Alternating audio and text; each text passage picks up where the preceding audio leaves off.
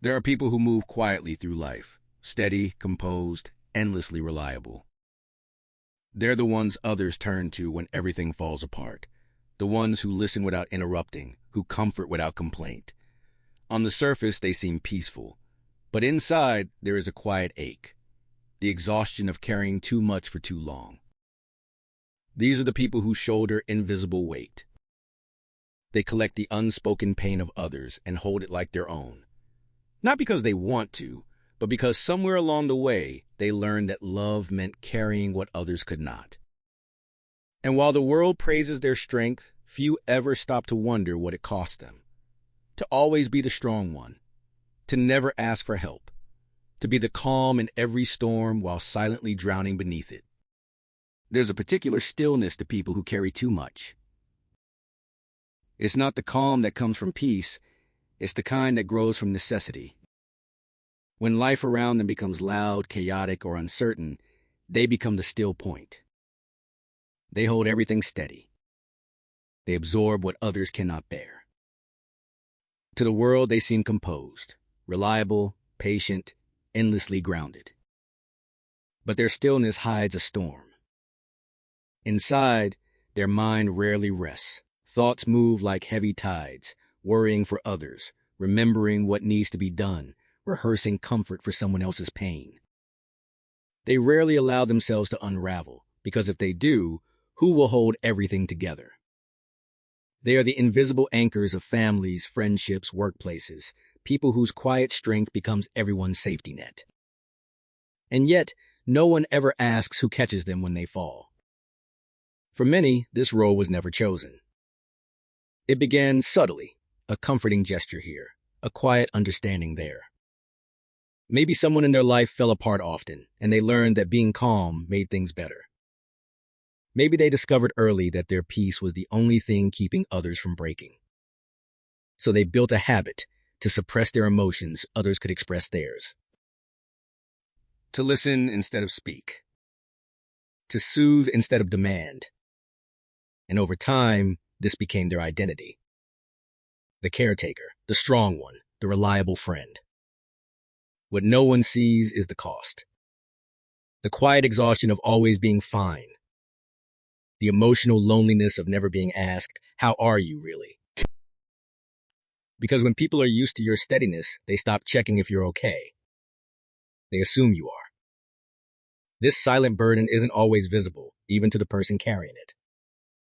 They go through days as if on autopilot, comforting, supporting, solving, and convincing themselves they can handle it all. They might even feel guilty for feeling tired. After all, helping others gives them meaning. It feels right, even when it hurts. But in quiet moments, when the world finally goes still, something stirs beneath the surface. A quiet ache that doesn't have words. It's the feeling of having given so much of yourself that you no longer know where others end and you begin. These are the moments they find themselves awake at night, thinking about someone else's sadness. Replaying conversations, worrying if they said the right thing, wondering if they could have done more. Even rest becomes work. Emotional maintenance disguised as care. Psychologically, this state is often tied to emotional over-responsibility. It's the belief that you are somehow responsible for the emotions of those around you. That if someone you love is in pain, you failed them. And while this belief may have once protected them, keeping relationships peaceful, keeping love intact, it slowly becomes a cage. Because when you always prioritize the peace of others, you sacrifice your own. When you are always listening, you forget how to speak. And when you are always strong, you forget how to be human. The quiet weight isn't just emotional, it's physical. The body remembers the tension of every unspoken thought, every swallowed sadness. Shoulders tighten, jaws clench, hearts race in the silence of restraint. Even joy begins to feel heavy, because it's never fully experienced, always managed, always filtered through responsibility. And yet, despite all this, they rarely stop. Because being the one who carries everything feels safer than risking disappointment, conflict, or rejection. They'd rather hurt quietly than risk making someone else uncomfortable. They've mastered the art of appearing fine, not out of deceit, but out of love. To carry everyone's burdens in silence is to live between contradiction, strong yet tired, kind yet unseen, full of empathy yet starving for it. It's a strange kind of invisibility, one that makes them both indispensable and forgotten. But beneath that quiet endurance lies a simple human truth. No one is meant to hold everything alone. The cracks in their calm are not signs of weakness, they're signs of weight. And sooner or later, even the strongest shoulders must learn to set it down. The story rarely starts in adulthood. It begins much earlier, in quiet rooms, in families that were sometimes loving but emotionally uneven. It begins in the small, unnoticed moments where a child learns that peace must be protected, even if it means silencing themselves. For many who grow up to carry everyone's burdens, childhood is where they first became the caretaker. Perhaps a parent struggled with anger, with sadness, with instability, and the child learned to adapt. They learned to read moods before words were spoken, to soften their voice, to anticipate what might trigger tension. Somewhere deep inside, they made a promise. If I can just keep everyone calm, everything will be okay. And from that promise grew a lifelong habit, the need to hold it all together. In psychology, this is often called parentification, when a child takes on emotional or practical roles meant for adults. They become the mediator, the comforter, the emotional regulator of the household. They learn to be dependable before they even understand what childhood is supposed to feel like. While other children were free to express anger or fear, they learned to suppress theirs. Crying felt dangerous. Needing felt selfish. So they replaced their own emotional needs with responsibility, with the satisfaction of being useful, helpful, strong. And every time someone said, "You're so mature for your age," it sounded like love. It sounded like belonging. But what it really meant was that they had already begun to disappear. Years later, as adults, they still carry that same invisible script. When someone is upset, they move in quietly to comfort. When a room feels tense, they instinctively fix it. When a friend is struggling, they absorb that pain as their own. They rarely stop to ask why. Because to them, this is just who they are. It feels as natural as breathing, and just as necessary. But deep down, their nervous system is repeating an old pattern. Safety comes from control. Love comes from being needed. Worth comes from what you give, not what you feel. It's a survival pattern disguised as kindness. A coping mechanism that once kept them safe now slowly drains them. In attachment theory, many of these individuals display what psychologists call anxious preoccupied attachment, a style that forms when love feels conditional. As children, they learned that affection might fade if they showed anger, sadness, or weakness. So they learned to be the good one, the one who makes everything better. But beneath that goodness is fear. Fear of abandonment, of rejection, of being too much. They never wanted to be the strong one. They just didn't believe they were allowed to be anything else. And so, even as adults, they still find themselves drawn to imbalance. Relationships where they give more than they receive. Friendships where they listen more than they're heard. Not because they want to, but because that's where they feel familiar. Familiarity, even when painful, feels safer than freedom. What's most tragic is how subtle it all seems. No one ever tells them to carry this weight. It's passed down through silence, through unspoken expectations, through emotional patterns woven into the family fabric. Maybe their parents never intended to burden them. They simply didn't know how to manage their own pain. Maybe love was real but inconsistent. And the child, desperate for stability, became the emotional glue that held everyone together. This is how empathy becomes armor. How care becomes control. How love becomes labor.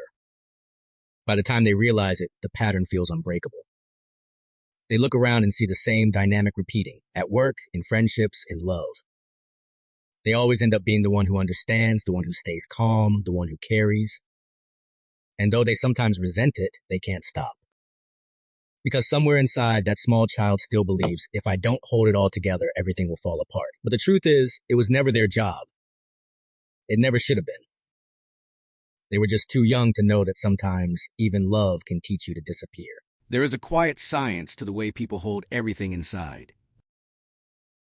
To the untrained eye, it looks like composure, an admirable self-control. But beneath it lies a lifetime of psychological adaptation, a mind and body trained to protect others first and themselves last. Emotional containment at its core is a survival response. It's what happens when expression feels unsafe, when showing pain once led to conflict, shame, or rejection. Over time, the nervous system learns, if I stay calm, things stay okay. And so emotion becomes something to manage, not to feel. But emotion doesn't disappear, it simply goes inward. Every unspoken frustration, every repressed sadness, every swallowed truth, the body keeps them all. It stores them in muscles, in tension, in sleepless nights, and quiet restlessness. From a psychological lens, this pattern is deeply connected to hyperempathy, an elevated sensitivity to the emotional states of others. Research shows that when empathic individuals sense distress, their mirror neurons fire as if the pain were their own. For someone who carries everyone's burdens, this empathy becomes both a gift and a wound. They don't just understand other people's emotions, they absorb them. They walk into a room and feel the atmosphere shift before anyone speaks. They can sense discomfort, sadness, anger, and instinctively move to soothe it. It's almost involuntary. Neurologically, their brain has wired itself for emotional vigilance. It scans constantly for subtle cues of tension, trying to maintain balance before anything breaks. It's not just kindness, it's protection. They're trying to create the safety they never had. But emotional containment has side effects. When the mind suppresses feeling for too long, the body begins to pay the price. Stress hormones remain elevated. The immune system weakens. Sleep becomes shallow. And in the quiet moments, the emotions return, often amplified, unfiltered, confused. That's why people who carry others' pain often feel emotionally numb, yet deeply tired. They become experts at regulating everyone else's emotions while forgetting how to regulate their own. Their inner world becomes muted, like sound underwater. In therapy, this is sometimes called emotional suppression fatigue, the slow depletion that comes from continuous self-restraint. It's not dramatic, it's subtle. Like a candle burning too slowly to notice the wax disappearing. There's also a cognitive layer to it, what psychologists describe as role identity entanglement. It means the line between who I am and what I do for others becomes blurred. The caretaker role fuses with the self.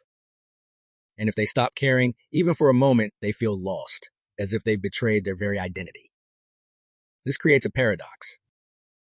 They long for rest, yet can't allow themselves to stop. They crave emotional connection, yet fear that expressing their needs will make them a burden. They are desperate to be understood, but terrified of being seen. It's a cycle of containment and concealment. Emotions compress so tightly, they become indistinguishable from personality.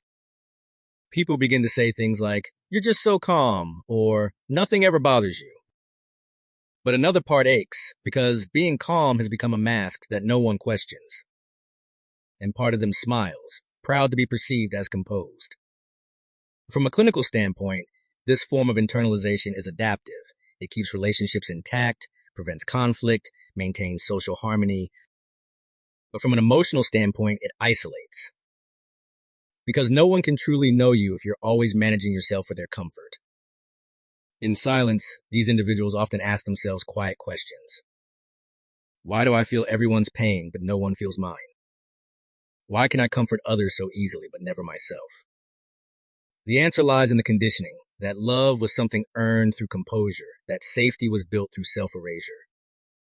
To understand emotional containment is to see both the beauty and the tragedy of it. It's the mind's way of saying, I will protect you, even if it costs me myself. It's the nervous system's devotion, a love letter written in restraint. But what was once survival eventually becomes suffocation.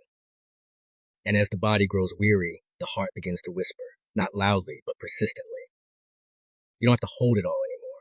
There is a quiet science to the way people hold everything inside. To the untrained eye, it looks like composure, an admirable self-control. But beneath it lies a lifetime of psychological adaptation, a mind and body trained to protect others first and themselves last. Emotional containment at its core is a survival response. It's what happens when expression feels unsafe, when showing pain once led to conflict, shame, or rejection. Over time, the nervous system learns, if I stay calm, things stay okay. And so, emotion becomes something to manage, not to feel. But emotion doesn't disappear, it simply goes inward. Every unspoken frustration, every repressed sadness, every swallowed truth, the body keeps them all. It stores them in muscles, in tension, in sleepless nights, and quiet restlessness. From a psychological lens, this pattern is deeply connected to hyperempathy, an elevated sensitivity to the emotional states of others.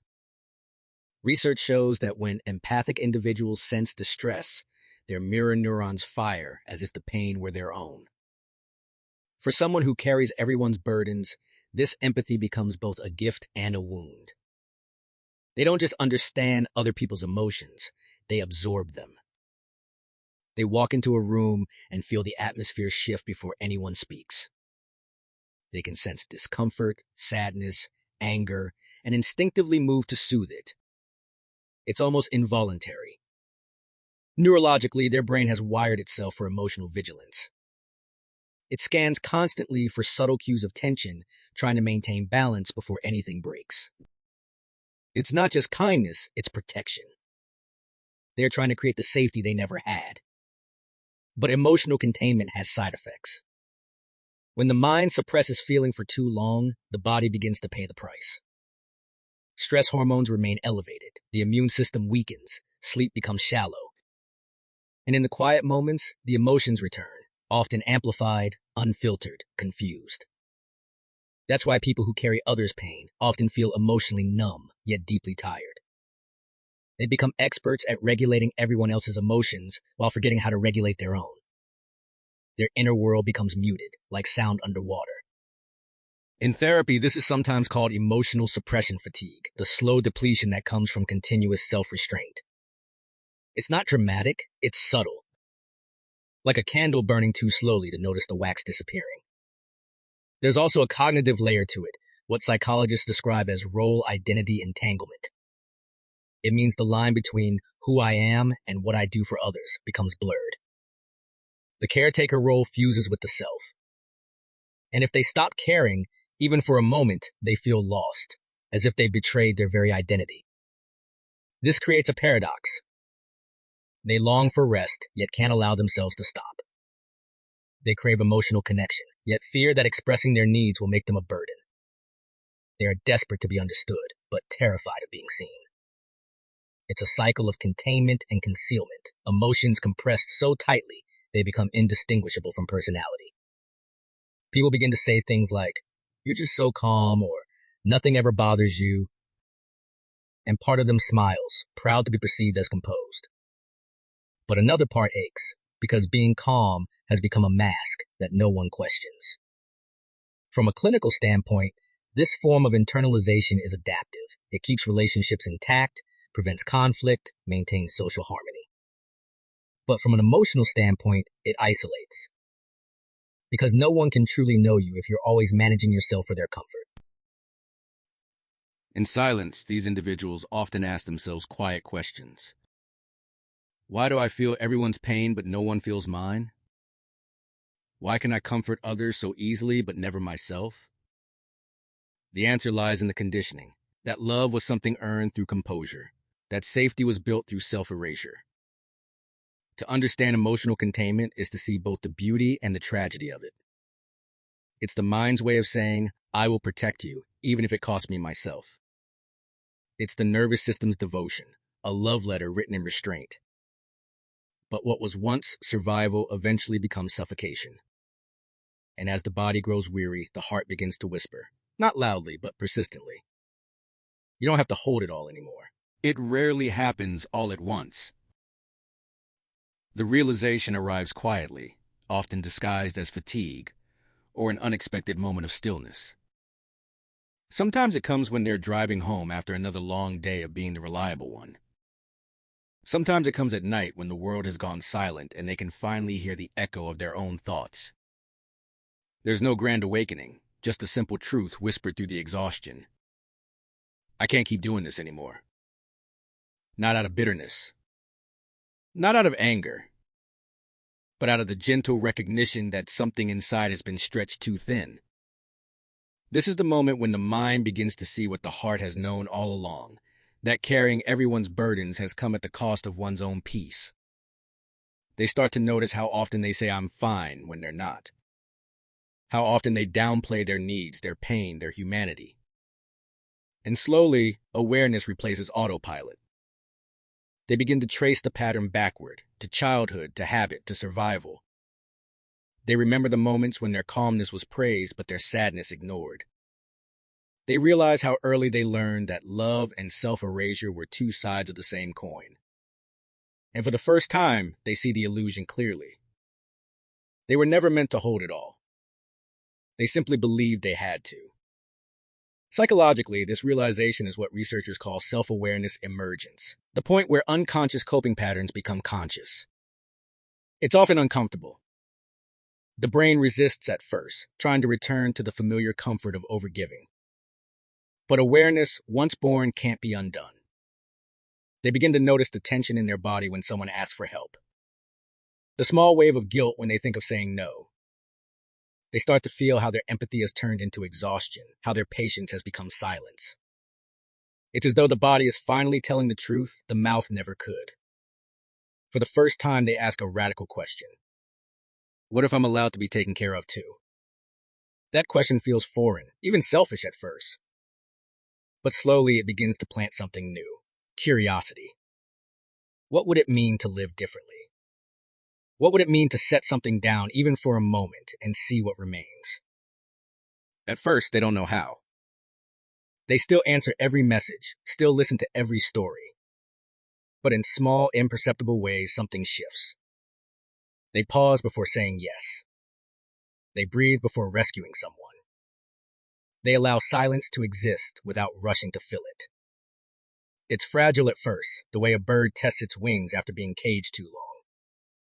But even small acts of rest begin to feel revolutionary. Psychologists describe this as the decompression stage of emotional recovery, when a person starts to reclaim their inner space after years of self-compression. The nervous system, long conditioned for others' needs, begins to adjust to self-awareness. It can feel strange, even wrong, like standing in an unfamiliar home that somehow feels like yours. And yet, with each quiet moment of stillness, they start to meet themselves again. Not the helper. Not the listener. Not the calm one. But the person beneath all those roles, the one who was always waiting to be seen. The realization isn't about giving up on people. It's about giving up on the illusion that love requires self-abandonment. It's about understanding that boundaries aren't walls, they're bridges that protect connection from becoming sacrifice. In this stage, something tender unfolds. They begin to grieve, not for others, but for themselves, for all the years they spent being everyone's stability while craving their own. They cry without guilt, rest without apology, and begin to feel the texture of relief, unfamiliar but deeply human. And in that fragile space between exhaustion and awakening, they discover a quiet truth. The world doesn't collapse when they stop holding it. People still stand. The sky doesn't fall. Life continues, softer, slower, freer. For the first time, they are not just surviving through strength. They are beginning to live through surrender. Letting go is not a single act. It's a quiet practice. For people who have carried everyone's burdens in silence, setting them down feels unnatural, almost wrong. Their mind resists, whispering, "If I stop holding everything, it will all fall apart." But over time, something softer begins to emerge, the understanding that maybe it was never their responsibility to begin with. This is what healing looks like. Not a dramatic release, but a slow, hesitant unlearning. It begins with small, trembling boundaries, the kind that feel fragile yet revolutionary. Saying, "Not today." Letting someone else solve their own problem. Admitting, even quietly, "I'm tired." At first, it feels like betrayal. The body tenses, waiting for punishment, for someone to withdraw love, for chaos to return. But nothing happens. The world doesn't collapse. And in that silence, they take their first full breath in years. Psychologically, this stage represents boundary integration, the process of reclaiming one's emotional territory. For those long conditioned to absorb others' pain, boundaries feel alien, almost selfish. But in truth, boundaries are the architecture of peace. They are not fences that divide, but lines that define where care ends and self-betrayal begins. It's here that the person learns a profound distinction. Caring for someone is not the same as carrying them. Love can coexist with space. Empathy can coexist with rest. Slowly, they begin to practice something that once felt impossible: receiving help, receiving comfort, receiving kindness without the instinct to return it immediately. At first, it feels undeserved. But with each act of receiving, they begin to feel something new: balance. The kind of balance that makes connection sustainable rather than sacrificial. The nervous system, once locked in constant alertness, starts to relax. It learns that peace does not need to be earned through effort. It can simply exist. The body begins to trust stillness again. The shoulders lower, the breath deepens, the heart no longer races at the thought of being misunderstood. Therapists often call this self-reparenting, the process of offering yourself the care you once gave to everyone else. It's not indulgent, it's repair. It's the adult self finally giving the child within what they always needed: safety without performance, love without condition. They begin to speak to themselves gently. I'm allowed to rest. I'm allowed to say no. I'm allowed to be cared for. At first, these words feel foreign, but over time, they start to feel like truth. In this phase, relationships also begin to shift. The people who relied on their endless strength might resist at first. Some may withdraw when boundaries appear, mistaking peace for distance. Others, however, begin to meet them with reciprocity. Real connection, after all, can only exist between two whole people, not one rescuer and one dependent. It's not an easy transition. Letting go means grieving the version of yourself who always said yes, who always held it together. It means accepting that some relationships may fade when they're no longer fed by your exhaustion. But it also makes space for new, healthier ones to emerge, the kind built on understanding rather than need. In the quiet aftermath of all that letting go, something shifts internally. The person who once defined their worth through service begins to see their value in simply being. They start to experience moments of genuine stillness, sitting in a room without needing to fix, please, or manage anyone else's emotions. And in that stillness, they rediscover the one person they neglected for so long: themselves. Healing, they realize, isn't loud. It doesn't announce itself. It's in the small, quiet acts: closing the door, taking a breath, saying not this time, and realizing that peace is not the absence of responsibility, but the presence of self. There's beauty in that simplicity. To set something down, finally, after carrying it for years, it's not weakness. It's grace. It's the gentle reclaiming of one's humanity. And slowly, without fanfare, the heavy heart begins to remember what lightness feels like. There comes a morning when the air feels different. Nothing dramatic has changed. The same sun rises, the same world hums, but inside, something feels open. The weight that once clung to every breath is softer now. It doesn't vanish all at once, but it loosens its hold, as if finally convinced that it no longer needs to guard you. This is what lightness feels like. Not joy in its loudest form, but peace in its quietest. A steady calm that doesn't depend on fixing, proving, or performing. It's the moment when you realize that your worth was never meant to be measured by how much you endure. You begin to understand that rest is not a reward, it's a right. That care is not a transaction, it's a shared rhythm. And that love, the kind that lasts, doesn't require you to disappear inside it. In this space of newfound stillness, emotions begin to flow freely again. Not controlled, not curated, simply felt. You find yourself crying without apology, laughing without permission. The range of your humanity returns, and it feels like breathing color after years of grayscale. From a psychological view, this is the stage of integration, when healing no longer feels like effort, but alignment. The parts of yourself that once opposed each other, the giver and the forgotten, the strong and the tender, begin to move together. There's no longer a need to choose between caring for others and caring for yourself. Both can coexist gently in the same breath.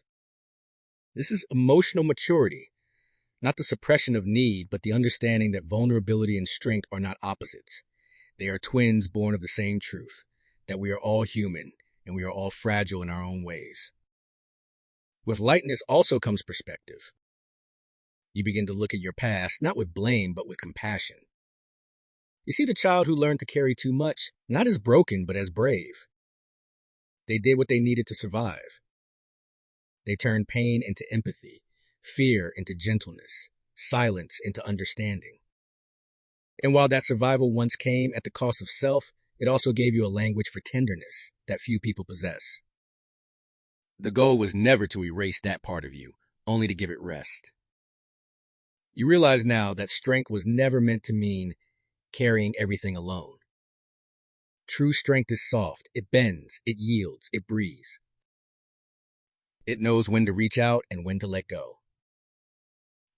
It's the kind of strength that doesn't hide the wound, but honors it as proof of having lived deeply.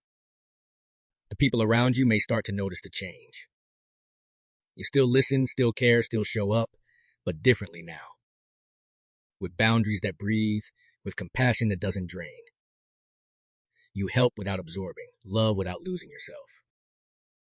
You've learned to let others carry their own pain without rescuing them from it, to trust that they too are capable of finding their strength. And in doing so, you've allowed your own heart to rest in its natural rhythm. You are no longer a vessel for everyone else's suffering. You are a participant in your own peace.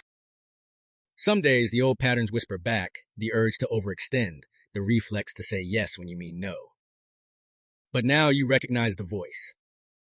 You meet it with kindness, not shame. You remind yourself that that was survival. This is living. Healing doesn't erase the past. It transforms your relationship with it. You carry memories now, not burdens. Lessons, not weight.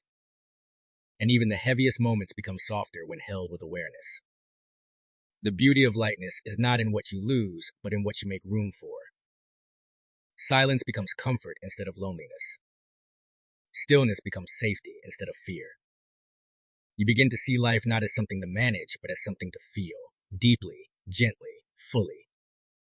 You are no longer the person who must be strong for everyone. You are simply a person, tender, complex, whole. And in that simplicity, there is freedom. As the story closes, one truth remains. You were never meant to carry the world. You were meant to walk through it, open-hearted, unarmored, and light. And when you finally set it all down, the world somehow becomes lighter too.